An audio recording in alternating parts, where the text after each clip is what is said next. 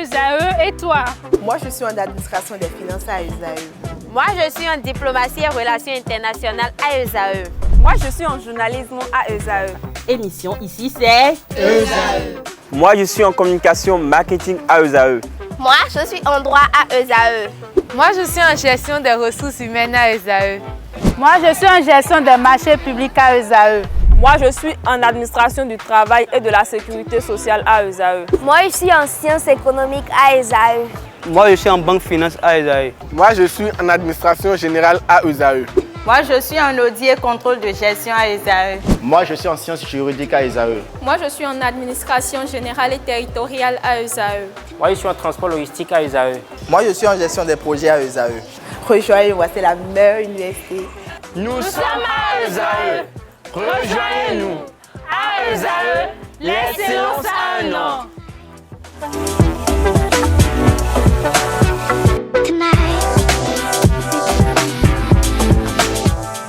Le Bénin a franchi un grand pas en matière de protection des droits de l'homme. La Commission béninoise des droits de l'homme, CBDH, a reçu l'accréditation au statut A de l'Alliance mondiale des institutions nationales des droits de l'homme. Les membres de cette commission ont été reçus par le président de la République, Patrice Talon, mardi dernier, afin de lui présenter cette accréditation. À ce titre, chers amis internautes fidèles de l'invité, je reçois ce dimanche Apôle Emerico Adjovi. Il est commissaire et trésorier général adjoint de la Commission béninoise des droits de l'homme. Bonjour à vous, Apôle Emerico Adjovi. Bonjour, cher ami Kader. Merci d'être là ce matin, malgré l'agenda. Merci, c'est moi.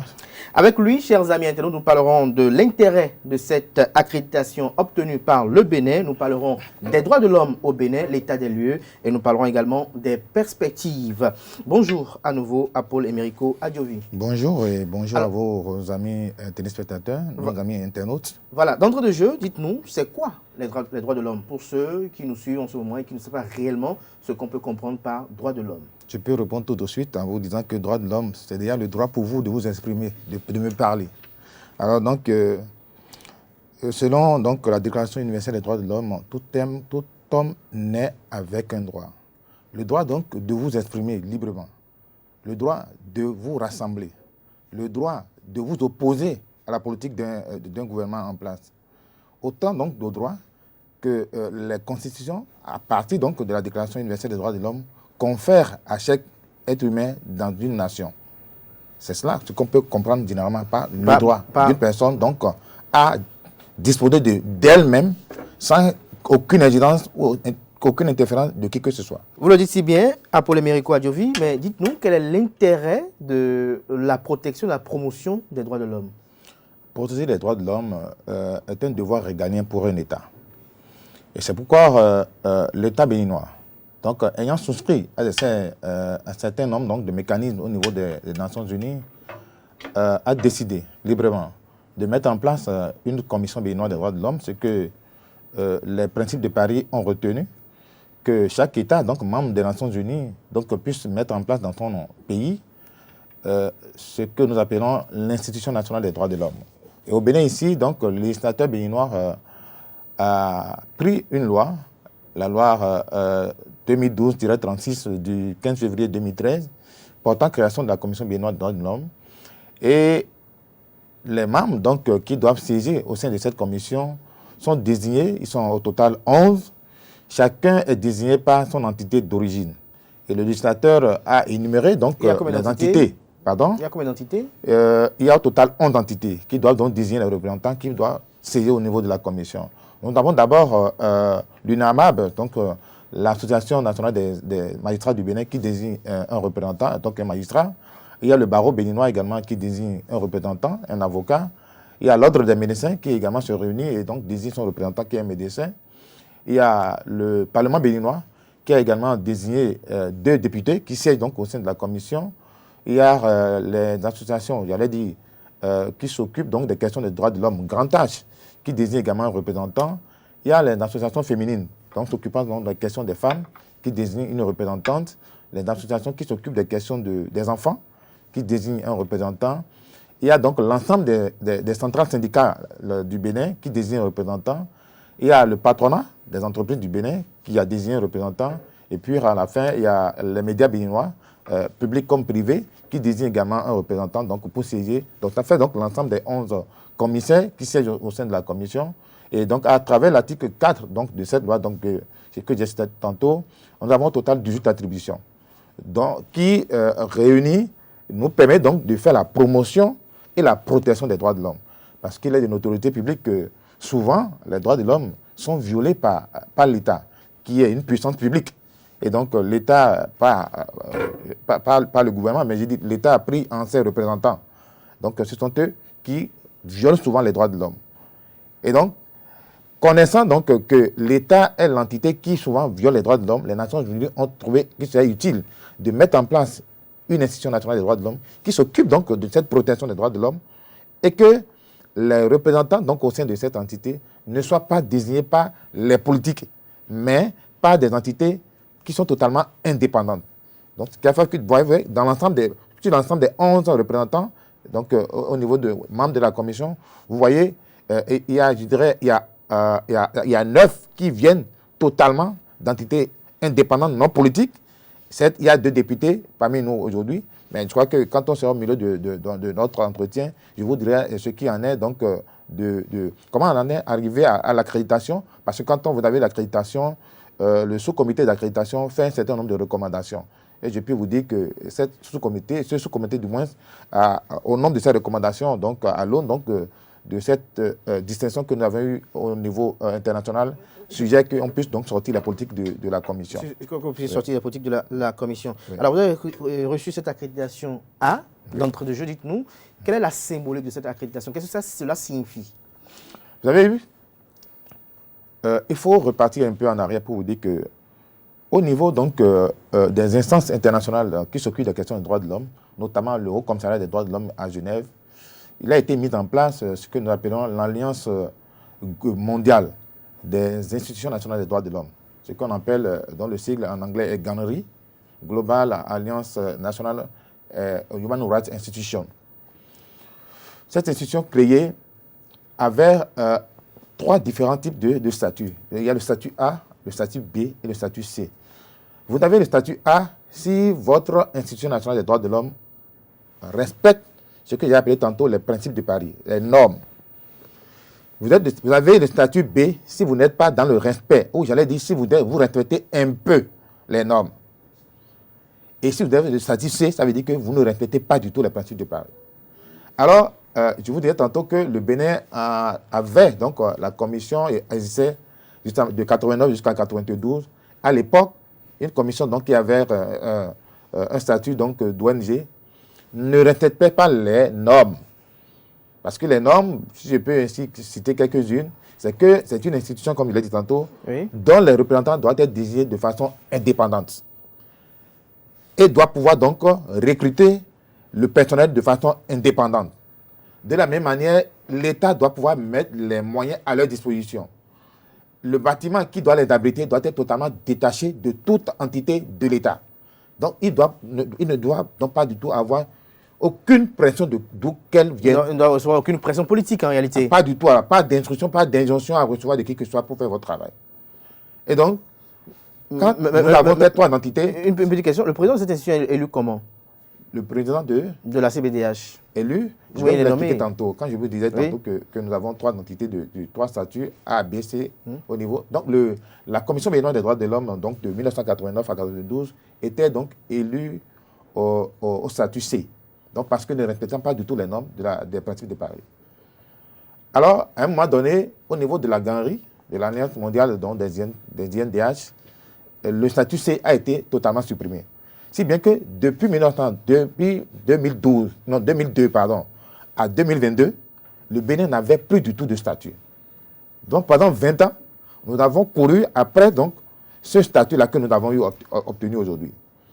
Et donc, étant donné que le législateur béninois a pris une loi pour mettre aux normes des principes de Paris la création de la Commission béninoise des droits de l'homme, et l'État, donc je vais nommer le gouvernement du président Patrice Talon, a pris donc a eu le courage, je dirais, d'installer la commission, d'abord nommer les membres. Vous imaginez, vous nommez des membres en conseil des ministres, et parmi ces membres, vous n'avez choisi personne. C'est le législateur qui l'a voulu ainsi et c'est parce que les principes de Paris l'ont voulu ainsi. Nous avons été nommés le 28 novembre 2018, installés le 28 décembre 2018 et dès que nous avons été installés, le ministre de la Justice, qui est donc notre porte d'entrée avec le gouvernement, nous avons convoqué donc, tel que la loi l'a prévu pour la première réunion le 3 janvier 2019. Et à l'occasion, nous avons mis en place le bureau de la commission qui est composé de 5 personnes. Nous sommes au total 11, mais la loi a fait de manière que dès lors que vous êtes élu au sein du bureau, vous devenez donc, je dirais, un commissaire permanent. Donc vous êtes interdit de toute autre activité, publique comme privée. Vous êtes consacré entièrement à la commission. Et les 6 autres, eux, ils sont toujours dans leur fonction, donc ils sont des commissaires non permanents. Voilà donc comment le législateur béninois a organisé le fonctionnement de la commission. Donc les 5 membres, donc ma modeste personne de la commission, nous avons donc élu notre président, un vice-président, un rapporteur général, un trésorier général et puis un trésorier général adjoint. Et donc c'est comme ça. Donc ce sont ces 5 commissaires qui s'occupent du fonctionnement quotidien de la commission. Et donc, nous organisons Est-ce que vous pouvez nous citer très rapidement les 5 commissaires là, leur nom? Nous avons le président qui est Clément Isidore Kapotiti. La vice-présidente qui est Mme Sidikatou Adamon, épouse au CODT. Nous avons le rapporteur général qui est Prince Aboudian. Nous avons le trésorier général Christophe Wessionon. Et puis le trésorier général adjoint qui est votre modeste serviteur ici, Emerico Adiovi. Donc voilà donc les 5 commissaires qui se occupent donc du fonctionnement quotidien de la commission tel que le législateur l'a prévu. Alors pour ne pas frustrer les autres, les 6 autres commissaires, leur identité? Oui, c'est vrai, vous avez raison. Pour les 6 autres commissaires non permanents, nous avons d'abord le représentant des magistrats, qui est le magistrat Pierre Dassundo Achifon. Nous avons pour le représentant des avocats, maître Hippolyte Yédé. Nous avons pour la représentante donc, des associations féminines, non pardon, je l'avais déjà dit, dans l'aide du magistrat, donc de Hippolyte Yédé. Nous avons demandé le représentant donc, des associations qui s'occupent des questions des enfants, qui est la commissaire Saïzonou, Alessandrine, épouse Bédier. Nous avons maintenant les 2 représentants des députés, l'honorable Atchaoui Dominique, et puis l'honorable Jean-Pierre Babatoundé, paix à son âme, lui il est décédé. Donc actuellement, à l'heure où nous vous parlons, sur les 11 commissaires, il y a 10 qui sont là. Il y a 10 qui sont là. Parce qu'il y a un parmi nous que le père Céleste a rappelé. A rappelé, paix à son âme.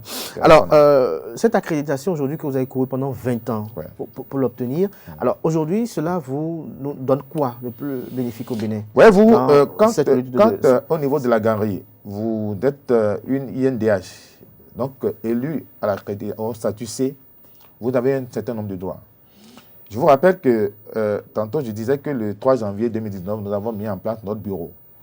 Et juste un mois après, en février 2019, il y avait donc une réunion donc, de la galerie à Genève, c'est là-bas que les réunions se tiennent souvent, où nous avons notre président et notre rapporteur donc, qui étaient allés à la réunion. Mais compte tenu du fait que le Bénin était à l'époque au statut C, savez-vous qu'ils n'ont pas été admis dans la salle de réunion? Ils ont été mis à la porte. Parce qu'ils n'ont pas le statut pour être dans la salle. Parce que pour être dans la salle, il faut avoir le statut A ou B. Nous n'avons aucun de ces statuts. Mais aujourd'hui, nous avons été à Genève en début du mois de mars. Et nous avons été acceptés dans la salle parce que désormais, nous sommes donc au statut A. Ce statut A, donc pour me résumer, donne droit à la commission donc, de siéger désormais lors de l'Assemblée générale donc, de la galerie. Cette accréditation donne également le droit à notre INDH donc, de prendre la parole devant le Conseil des droits de l'homme des Nations Unies. Vous savez que notre pays, le Bénin, est également membre de ce Conseil.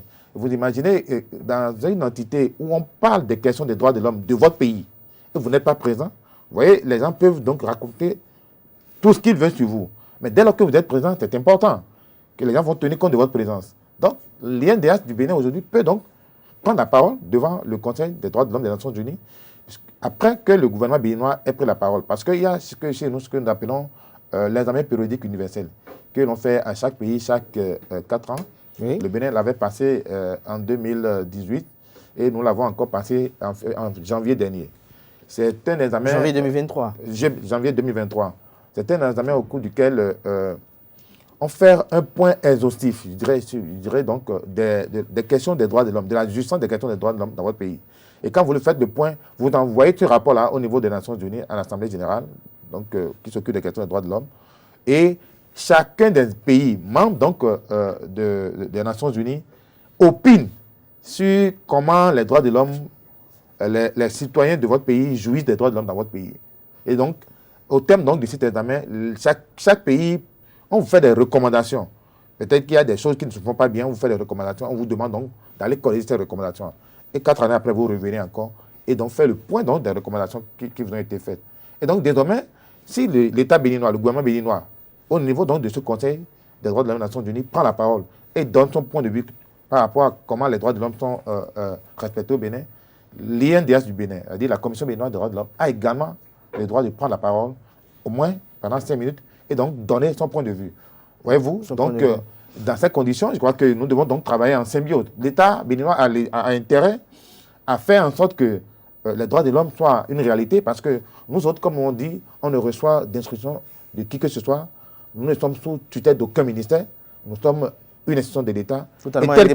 Totalement indépendante. Et telles que les choses se sont passées et que nous l'avons vu, nous ne pouvons que parler de ça. La preuve, quand nous sortons nos rapports, souvent, vous voyez, il y a un peu de couac avec les politiques, on les comprend. Parce que nous, dans notre rapport, nous n'y mettons rien si nous n'avions vérifié par nous-mêmes. Tout ce que vous verrez dans le rapport, en tout cas en ce qui concerne la mandature actuelle de la Commission béninoise des droits de l'homme, tout ce que vous verrez dans ce rapport, nous en avons les preuves. Sinon, nous ne mettons pas dedans. C'est une question de crédibilité. Et nous y tenons beaucoup. Et vous y tenez beaucoup. Alors, vous parlez de droits de l'homme. Ouais. Dites-nous, en tant que commissaire au sein de cette commission, comment le Béninois jouit des droits de l'homme sous le régime du président Patrice Talon? Comment les Béninois jouissent des droits de l'homme? Je crois que ce que nous faisons déjà à cette émission, c'est une jouissance des droits de l'homme. Puisque vous m'avez appelé, je suis venu... Est-ce que sous ce régime, les droits de l'homme sont respectés?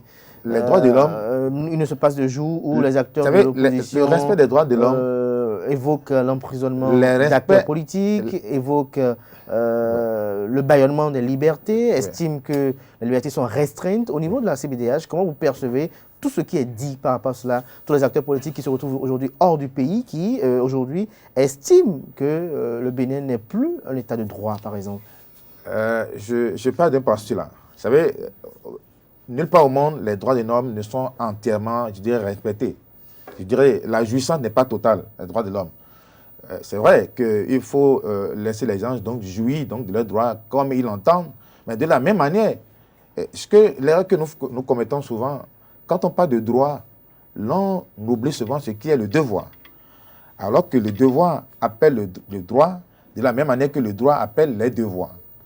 Vous savez, quand vous évoquez donc, la question donc, des politiques qui estiment, selon leur point de vue, que les droits de l'homme ne sont pas respectés au Bénin, on le leur concède. Voyez-vous, nous, au niveau de la Commission béninoise des droits de l'homme, quand quelqu'un, qu'il soit politique ou citoyen simple, est arrêté et donc détenu, ce qui nous intéresse, nous, au niveau de la Commission béninoise des droits de l'homme, ce n'est pas de savoir qu'est-ce qu'il a fait. Ce n'est pas ce qui nous préoccupe. Ce qui nous préoccupe, est-ce que, détenu désormais, donc, sa liberté qu'on appelle restreinte, est-ce qu'on lui donne le respect qu'on doit à un être humain? C'est ça qui nous préoccupe. Et donc, nous faisons, donc, par rapport au cas qui cristallise les opinions aujourd'hui, le cas de Joël Frédéric Aïvor, de Ricky Amadougou, est-ce que la CBDH s'est enquérie de leur cas personnellement? Nous travaillons... Parce qu'il se passe de jour, des organismes des Nations Unies. Ces personnes dont vous avez cité le nom peuvent vous dire que la Commission béninoise des droits de l'homme fait beaucoup pour eux. Si vous avez l'occasion de les rencontrer à leur lieu de détention, ils peuvent vous dire que nous faisons beaucoup pour eux. Parce que nous avons ce que nous appelons les visites périodiques, ou j'allais dire cycliques des maisons d'arrêt ou de prison du Bénin. Elles sont au total 11 au Bénin. Nous les parcourons chaque année. Et même si il y a une situation d'urgence, quand on reçoit l'information, en même temps, sans désemparer, on se porte sur les lieux. Et donc, nous voyons donc avec les agents pénitentiaires ce qu'on peut faire. Puisque nous essayons donc de travailler en collaboration avec les agents pénitentiaires pour que ce qui est des droits donc, du détenu, qu'il soit spécial ou bien ordinaire, qu'on le respecte, qu'on lui accorde, donc, je dirais, tout le respect qu'on peut devoir à l'espèce humaine. Mais lorsqu'on prend ces deux détenus qu'on peut qualifier de spéciaux au regard de l'attention que l'opinion leur porte, est-ce que lorsque vous avez été sur le terrain, est-ce que leurs droits étaient respectés? Est-ce que les conditions étaient agréables, selon vous? Les conditions ne sont pas très agréables, mais nous y travaillons tous les jours. Nous y travaillons tous les jours. C'est ce que je peux vous dire. Nous y travaillons tous les jours. Pas plus tard que, si je vous dis, dès la semaine prochaine, nous allons encore faire une rencontre avec le directeur général de l'agence pénitentiaire du Bénin, puisque ces derniers jours, il y a eu tellement de remous par rapport à ces personnes que vous avez citées. Et nous allons donc ensemble avec l'administration pénitentiaire voir ce qu'on peut faire donc, pour corriger si effectivement il y a quelque chose. Parce que nous, on ne va pas seulement se contenter de ce qui est rapporté sur les réseaux sociaux. Il faut que nous allions nous-mêmes constater de nos propres yeux et donc pouvoir donc ensemble avec l'administration pénitentiaire voir ce qu'il faut corriger pour que ces personnes désormais donc retenues ou dont les libertés sont restreintes puissent donc être respectées dans leur dignité. Alors on parle de détenus, on ne va pas faire de questions de partisanerie. Oui. Dans l'un de vos rapports, vous avez parlé de la surpopulation de la surpopulation carcérale, voilà. Oui. Aujourd'hui, qu'en est-il véritablement? Est-ce que c'est désengorgé avec la lutte contre les cybercriminels ou on entend qu'ils sont pris par centaines? Est-ce qu'il n'y a pas surpopulation? Quelles sont les dispositions qui ont été prises pour que quand même ces jeunes-là, qui étaient quand même dans un autre train de vie, se retrouvent aujourd'hui en prison? Vous touchez là un point capital qui est, je dirais, une préoccupation permanente de la commission béninoise, des 11 membres, j'allais dire des 10 membres de la commission, puisque nous sommes 11 aujourd'hui, et 10 aujourd'hui. Oui. C'est une préoccupation permanente pour moi. Je peux vous dire que moi, ici par exemple, chaque fois que nous faisons donc, la visite des lieux de détention ou de rétention, pendant 2 jours, je me sens mal à l'aise. Je dirais même à la limite que je fais même des cauchemars. Parce qu'il faut le reconnaître que dans nos lieux de détention et de rétention, ce n'est pas la belle vie. Ce n'est pas la belle vie. Le travail, j'allais dire, ce qui est à faire là est colossal. Et nous, notre devoir, donc en tant qu'institution nationale des droits de l'homme, c'est de réveiller l'attention de l'exécutif qui nous gouverne sur l'amélioration des conditions de vie de ces détenus-là. Et nous ne cessons de le faire. Après, vous l'avez dit, tantôt évoqué que dans notre dernier rapport 2020-2021, nous avions soulevé la question de la surpopulation carcérale. C'est une réalité dans nos maisons d'arrêt et de prison du Bénin. Et nous l'avons révélé, nous en avons parlé même avec le chef de l'État la dernière fois. Et il nous a rassuré donc de ce que le gouvernement fera donc, pour que, au niveau de ces maisons-là, la question de la surpopulation carcérale soit conjuguée au passé. Et je crois que quand vous prenez le PAG 2021-2026, je crois que l'État a prévu la construction d'autres, je crois, 3 ou 4 nouvelles prisons à travers le Bénin. C'est vrai que l'idéal, ce n'est pas de construire des prisons. Parce que nos jeunes, dont vous avez parlé tout à l'heure, oui, bien évidemment, leur place ne se trouve pas dans les maisons, dans les maisons d'arrêt ou de prison. Leur place se trouve peut-être à l'école, à l'université ou bien dans quelque part dans la fonction publique. Mais est-ce que la CBDH est préoccupée par leur réinsertion? Est-ce que durant leur temps carcéral, est-ce que un programme est élaboré à l'effet de leur permettre quand même de changer d'orientation? Parce qu'il ne sert à rien d'aller faire 5 ans en prison et déjà dès la prison, parce que ça se dit, Dame Rumeur le ventile, que d'autres, même en prison, continuent leurs activités. Alors ça ne sert à rien de faire 5 ans et après revenir à la société embêtée. C'est vrai que ce que vous avez appelé par exemple leur réinsertion, ça fait partie de ce qu'on appelle dans notre jargon les règles Nelson Mandela, et donc, qui régissent donc, les conditions de détention des détenus dans les maisons d'arrêt ou de prison.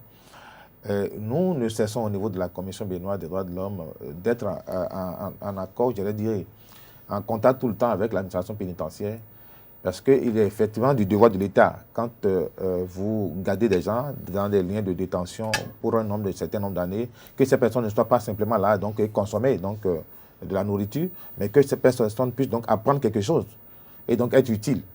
De manière que dès qu'elles vont pouvoir donc puger leur peine et que revenir à la vie active, elles puissent être insérées en même temps. Et je crois qu'au niveau donc, du gouvernement, ils nous ont rassuré qu'ils prennent ces mesures-là. C'est vrai que dans certaines maisons d'arrêt ou de prison, il y a donc des ateliers de formation pour ces jeunes-là, mais il n'y en a pas, il faut le reconnaître, dans l'ensemble des 11 maisons d'arrêt de prison du Bénin. Mais le gouvernement nous a rassuré qu'il fera de ce qui est de son devoir. Et surtout, le chef d'État, la dernière fois, nous faisait comprendre que pour ce qui est des questions de réparation, des dommages subis, parce que quand on parle de violation des droits de l'homme, souvent, à la fin, quand la violation est manifeste, et on comprend que la personne qui s'est plainte du fait que son droit a été violé, il faut réparer ce droit violé-là. Et depuis, l'État ne le faisait pas. La dernière fois, le chef d'État, quand on l'a rencontré le mardi dernier, il nous a rassuré que sur ce plan-là, le gouvernement donc fera désormais ce qui est de son devoir pour que les gens donc puissent jouir, j'allais dire, entrer dans leur droit de réparation, tant que leur droit est violé. Il me plaît de vous faire une nuance sur cette question de violation des droits de l'homme. Je disais tantôt que généralement, c'est l'État qui viole les droits de l'homme. C'est pour vous dire que quand on parle de violation des droits de l'homme, c'est quand c'est l'État qui viole les droits qu'on parle de violation des droits de l'homme. Quand je parle de l'État, cela s'entend pris en ses représentants. Alors, il y a ce qu'on appelle également l'atteinte aux droits de l'homme. On parle d'atteinte aux droits de l'homme quand c'est entre individus. Voyez-vous la nuance? Donc, la violation des droits de l'homme, c'est quand c'est l'État pris en ses représentants. Mais l'atteinte aux droits de l'homme, c'est quand ça se passe entre individus. Parce qu'il y a souvent des conflits, il arrive qu'il y ait des conflits entre des individus. Dès qu'on en arrive, on parle d'atteinte aux droits de l'homme. Alors, on parle de droits de l'homme. Apollo Emerico Adjovi, vous êtes journaliste, vous avez quand même régenté un tant soit peu la vie d'un grand quotidien de la place. Aujourd'hui, au sein de cette commission, comment percevez-vous la liberté d'opinion, la liberté de presse aujourd'hui? Est-ce que, selon vous, elle se porte mieux? Je ne vois pas qui s'est plaint. Je n'ai pas vu qui s'est plaint depuis que je suis là-bas. Donc, de ce qu'il n'a pas eu le droit à décrire ce qu'il pense être vrai pour lui dans un organe. Mais lorsque les politiques disent qu'ils n'ont pas la liberté de dire ce qu'ils pensent? Les acteurs politiques n'ont pas la liberté de dire ce qu'ils pensent à travers les médias. Oui. Mais est-ce que, je crois savoir qu'en tant que entité politique, donc de partis politiques, ils ont droit à l'accès aux organes publics. Est-ce que ces partis politiques demandent donc le droit à l'accès et puis c'est refusé? S'ils font cette demande et c'est refusé au niveau des organes publics, la Commission béninoise des droits de l'homme, elle est là pour ça. Parce que depuis lors que nous nous sommes installés, on n'a pas reçu une telle plainte des partis politiques comme quoi on a demandé à avoir un temps d'antenne sur un organe public, on l'a refusé. S'ils connaissent donc de ces cas-là, je les prie de se rapprocher de la Commission béninoise des droits de l'homme et nous allons donc pouvoir faire ce qui est de notre devoir pour qu'ils puissent jouir de leurs droits. Puisque les organes publics, ce sont nos impôts et taxes qui permettent donc de faire fonctionner. Donc, que vous soyez de l'opposition ou de la mouvance présidentielle, tous autant que nous sommes béninois, nous contribuons donc dans la caisse publique. Et donc, c'est de leur devoir, ou j'allais dire c'est de leur droit, donc d'avoir accès aux organes publics. S'ils n'ont pas accès, je leur dis une fois encore, de saisir la Commission béninoise des droits de l'homme. Alors, qu'avez-vous à dire, vous avez dit de vous saisir, mais qu'avez-vous à dire aux acteurs de l'opposition qui nous suivent en ce moment-là, pour les rassurer de votre neutralité politique? Vous savez, la Commission béninoise des droits de l'homme, je vous ai tantôt dit, énumérer donc comment elle est constituée, à travers ses membres. Oui. Donc vous allez noter dedans que aucun organe ne dit, aucune entité politique n'a désigné une entité, que la grande majorité des 11 commissaires, nous sommes 11 venus, je dirais, de la sphère de la société civile. Oui, mais des commissaires citoyens. Voilà, nous sommes des citoyens. Donc qui peuvent avoir une opinion politique. On peut avoir une opinion publique, mais dans l'habit donc de commissaire, nous n'avons pas de position ou de position politique à adopter. Vous savez, le législateur a organisé notre vie, notre vivre ensemble au Bénin, de manière que nous avons l'exécutif, nous avons le législatif, nous avons qu'on appelle le judiciaire, donc, et on appelle ces organes, quand je laisse l'exécutif, les autres organes, le législatif, le judiciaire, on les appelle les institutions de contre-pouvoir. Au niveau de la Commission béninoise des normes, certes, nous sommes une institution, mais nous ne sommes pas une institution de contre-pouvoir. Nous sommes une institution d'équilibre des pouvoirs. Donc, nous n'avons pas de position par rapport à une entité politique, quelle qu'elle soit. Nous sommes là pour écouter tous les Béninois de manière à faire que leurs droits soient respectés, qu'ils soient de la mouvance présidentielle ou de l'opposition politique.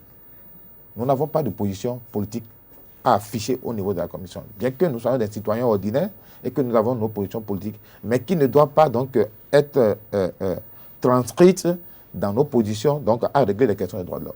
Régler les questions des droits de l'homme. Donc, pour résumer, les droits de l'homme, la promotion, la protection des droits de l'homme, c'est acceptable au Bénin aujourd'hui? On peut dire que c'est acceptable. La preuve, nous venons donc d'avoir une accréditation. Pour avoir l'accréditation, ce n'est pas une mince affaire.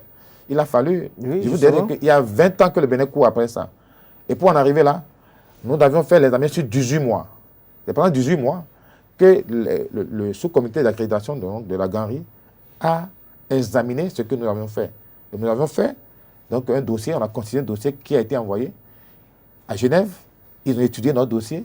Ils ont fait également les enquêtes. Et maintenant, après ça, il nous a été fait un examen, c'est-à-dire un entretien que nous avions fait donc, en direct de Cotonou, sur Genève. Et je peux vous dire, le Bénin, c'est un pays francophone. N'est-ce pas? Le Bénin est un pays francophone. Tout à fait. Mais nous, notre examen, nous l'avons fait en anglais, dans la langue anglaise. Vous voyez que ça n'a pas été facile. Nous l'avions fait. Un entretien qui a duré près de 2 heures. Nous l'avions fait le 18 mars 2022. Et le 26 mars 2022, il a été donc notifié que nous avons passé l'examen haut les mains. Vous avez passé l'examen haut les mains. Alors, lorsque vous avez présenté cette accréditation au président de la République, Patrice Talon, quelles étaient ses émotions? Je vais vous dire que quand nous avons été installés le 28 décembre 2018, et que, tel que la loi l'a prévu, le ministre donc, qui s'occupe des questions des droits de l'homme, c'est lui qui convoque la toute première réunion donc, des commissaires. Réunion qu'il a convoquée pour le 3 janvier. Ah, vous parlez du ministre garde des Sceaux. Le garde des Sceaux. Séverin Quenom. Bien sûr, c'est bien lui. Il a convoqué donc la première réunion qui est consacrée donc à l'examen donc de règlement intérieur et puis à l'élection du bureau qui doit donc conduire la commission. Donc il l'a fait donc pour le 3 janvier 2019 et à l'occasion donc de son discours, il nous faisait comprendre que le chef d'État lui demande de nous dire de notre cahier de charge, c'est de nous ramener l'accréditation que le Bénin n'a pas eu depuis ce temps-là, depuis 20 ans. Et nous avons tant, comme cahier de charge, au début donc, de notre mandat, de ramener l'accréditation au Bénin. Au bout de 40 mois de travail, avec donc l'accompagnement du gouvernement qui a mis les moyens qu'il faut à notre disposition, qui nous a donné un siège, nous avons donc pu obtenir ça. Ça veut dire que quoi? Le chef d'État, en nous recevant le mardi 21 mars dernier, c'est avec une certaine fierté. Et donc, du devoir accompli, puisque nous avons demandé, lui-même, quand nous l'avons rencontré après, pour la première fois, le 11 février 2020, après notre installation le 28 décembre 2018, il nous a réitéré encore son vœu de voir que la Commission béninoise des droits de l'homme soit donc accréditée au statut A. Et il nous a mis les moyens, puisqu'il nous demandait qu'est-ce qu'il vous fallait pour que vous puissiez en arriver là. On lui avait demandé ce qu'il nous faut. Il a fait ce qui est de son devoir. Aujourd'hui, avec une certaine fierté, on a été lui présenter ce certificat. Il en est très fier. Et c'est pourquoi je peux vous dire que nous l'avons reçu, ce certificat, à Genève le 15 mars 2023. Et la délégation donc, qui était là-bas à Genève est rentrée au pays le dimanche dernier. Et depuis l'aéroport, que le chef d'État a fait appeler et a demandé à recevoir en même temps, dans les 48 heures, la commission. Ce qui a été fait.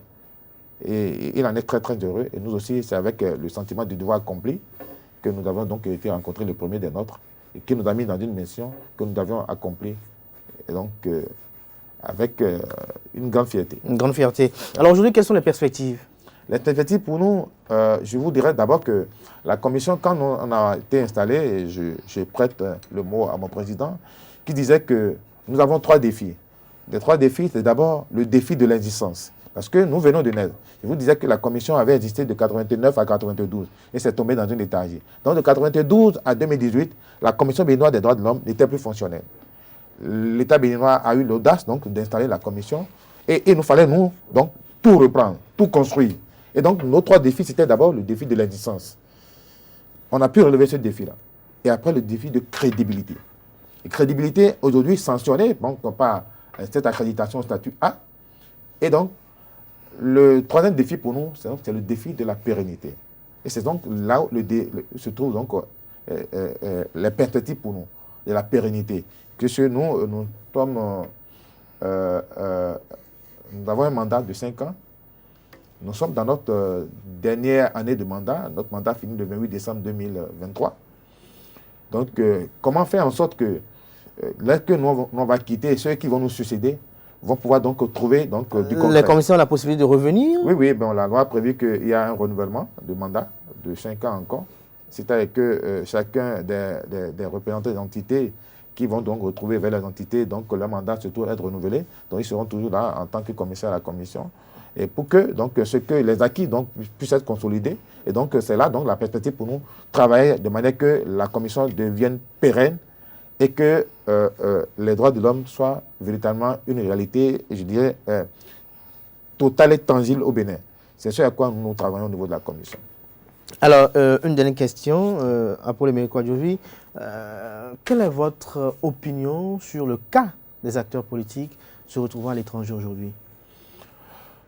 Qu'est-ce que je peux dire? C'est tellement que les gens sont à l'étranger, c'est tellement qu'il leur a reproché des choses. Et s'il leur a reproché des choses, moi je pense qu'en tant que citoyen, quand il vous reprocher quelque chose, il faut venir répondre. Préparez votre défense, c'est votre droit. Et donc, que l'État également donc, puisse les rassurer. Est-ce qu'il n'y a pas des craintes légitimes? Bon, j'avoue que dire qu'ils ont des craintes légitimes, moi je leur concède. C'est leur manière de voir les choses. Mais quand ils vous reprocher quelque chose, je pense qu'en tant que citoyen, il faut vous présenter devant les entités donc, qui doivent pouvoir vous écouter pour vérifier donc, que ce qui vous est reproché est vrai ou pas.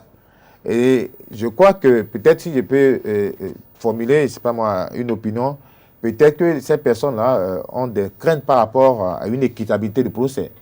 Et il revient dans ce cas-là à l'État donc de les rassurer de ce que si ces personnes se présentaient donc devant les juridictions, qu'ils auront droit donc à un procès équitable et que ces personnes donc avec leur courage donc puissent se présenter et que on puisse donc démêler les chevaux. Parce que ça ne sert à rien donc de fuir parce que quand vous fuyez, si tant est vrai qu'on vous reproche des choses, les faits vous attendent hein, et à tout moment vous revenez donc on peut toujours vous mettre la main dessus.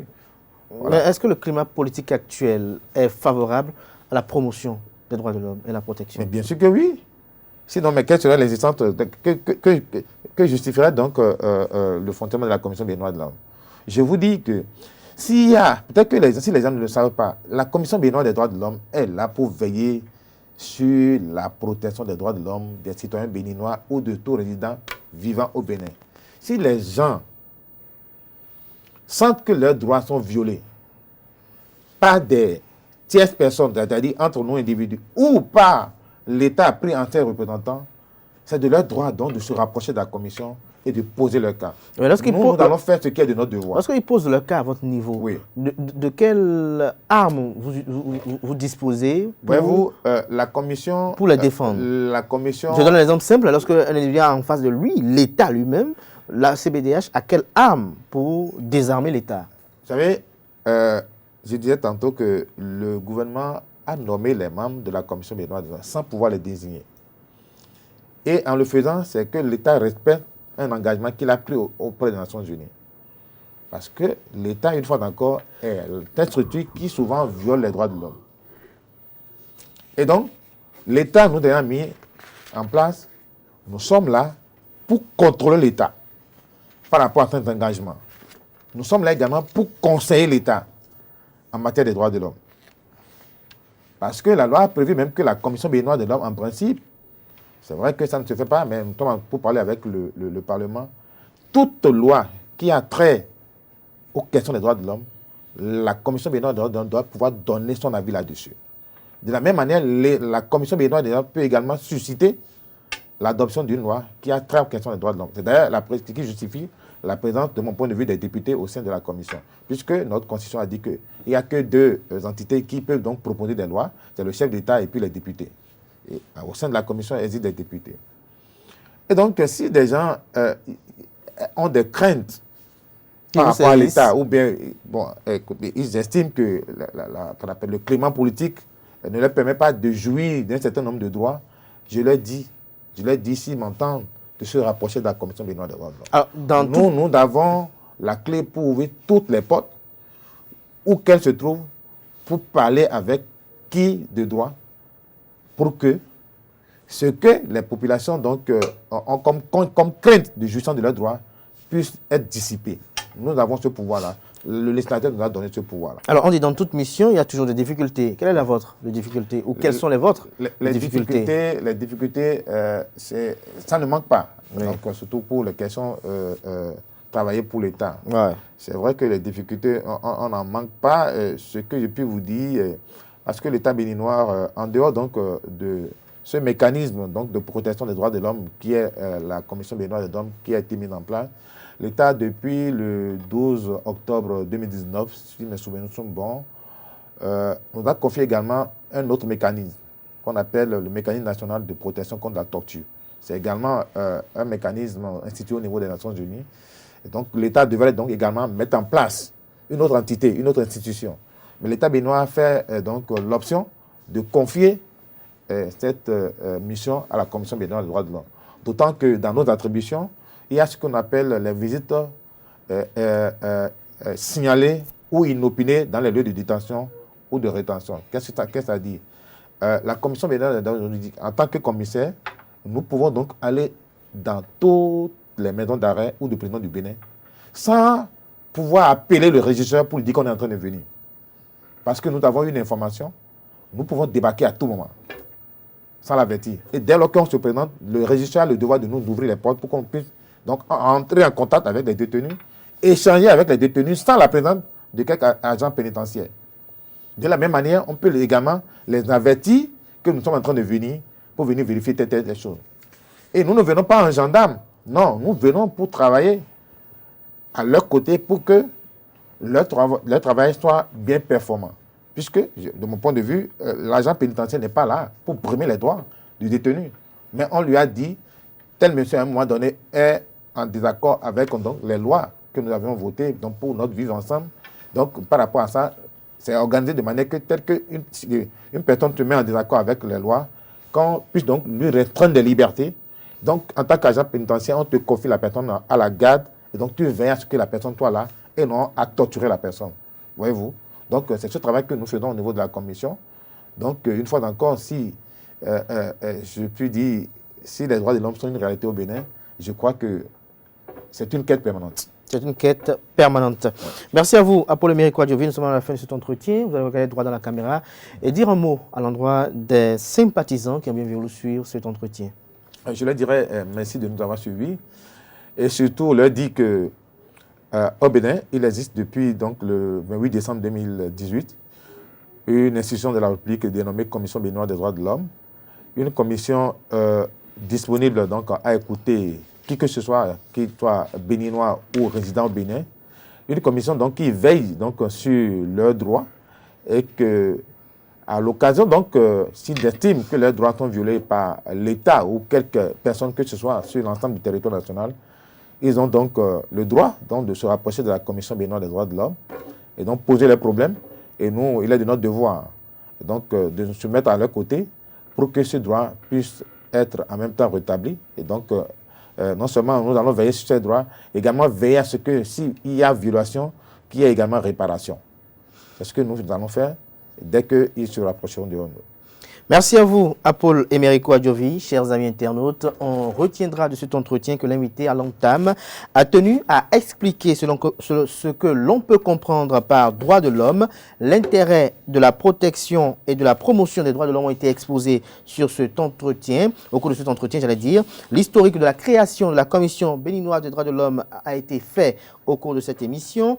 Le statut A, sa correspondance a été également exposée et détaillée, notamment les autres statuts dont disposent les organismes les plus emblématiques en la matière, notamment le statut A, le statut B, le statut C. On nous a fait savoir que depuis 20 ans, le Bénin courait derrière l'obtention de ce statut A, que le Bénin a finalement obtenu en mars dernier, ce qui justifie l'élaboration des rapports a été également exposé au cours de cet entretien, notamment les fondements de ces rapports. Le commissaire de passage sur ce plateau nous a fait savoir que les différents rapports ne sont qu'un compte rendu des faits qu'ils ont constatés sur le terrain également, dont ils détiennent des preuves. La jouissance des droits de l'homme n'est totale nulle part au monde, a laissé entendre Apollo Emerico Adjovi sur ce plateau. Quand on parle de droit, les gens occultent les devoirs, nous a laissé entendre l'invité de ce dimanche. Joël Frédéric Aïvo et Ricky Amadougou peuvent dire que la CBDH, la Commission béninoise des droits de l'homme, fait beaucoup pour eux. Les conditions ne sont pas très agréables, mais nous y travaillons tous les jours, nous a laissé entendre le trésorier adjoint de la CBDH. Dans nos lieux de détention et de rétention, ce n'est pas la belle vie, nous a-t-il également fait savoir au cours de cet entretien. Il a partagé avec nous quelques confidences et promesses du chef de l'État pour la promotion des droits de l'homme, davantage de promotion des droits de l'homme au Bénin. Le climat politique est favorable à la promotion et à la protection des droits de l'homme, nous a fait savoir Apollo Emerico Adjovi sur ce plateau. Il a fait savoir également que la violation des droits de l'homme, ce qu'on peut comprendre par violation des droits de l'homme, ce qu'on peut comprendre également par atteinte des droits de l'homme, il a fait savoir également qu'il faut saisir la CBDH lorsque vous sentez que vos droits ont été violés. La CBDH, la Commission béninoise des droits de l'homme, est une institution d'équilibre des pouvoirs. C'est une institution totalement autonome, nous a rassuré le commissaire ce matin sur ce plateau. Les fondements de cette accréditation également ont été exposés. Patrice Talon en est très fier à en croire. Le commissaire qui a pris part à cette audience qui s'est tenue mardi dernier à la présidence de la République. Le défi qui s'impose, c'est celui de la pérennité pour la consolidation des acquis. Les droits de l'homme, c'est une quête permanente, nous a fait savoir en fin d'entretien Apollo Emerico Adjovi. J'espère que j'ai été plus ou moins récapitulatif. Absolument. Vous avez été très fidèle. Merci. Et je vous remercie pour cette occasion que vous donnez à la commission donc, de vous parler. On serait donc intéressé donc toujours revenir pour parler, pour que les Bénin puissent davantage comprendre ce qui est donc les questions des droits de l'homme Bénin et surtout connaître la commission parce que c'est vrai que les gens ne savent pas. Et je vais dire une chose, la commission, quand vous aidez la commission, vous n'avez pas un franc à dépenser. Par contre, quand vous apportez vos affaires devant la juridiction, il y a des frais fondés. Mais au niveau de la commission, tout se fait à 0 francs. Tout se fait à 0 francs. Merci beaucoup pour cette précision. Je rappelle qu'Apollo Emerico Adjovi est commissaire et trésorier général adjoint de la Commission béninoise des droits de l'homme.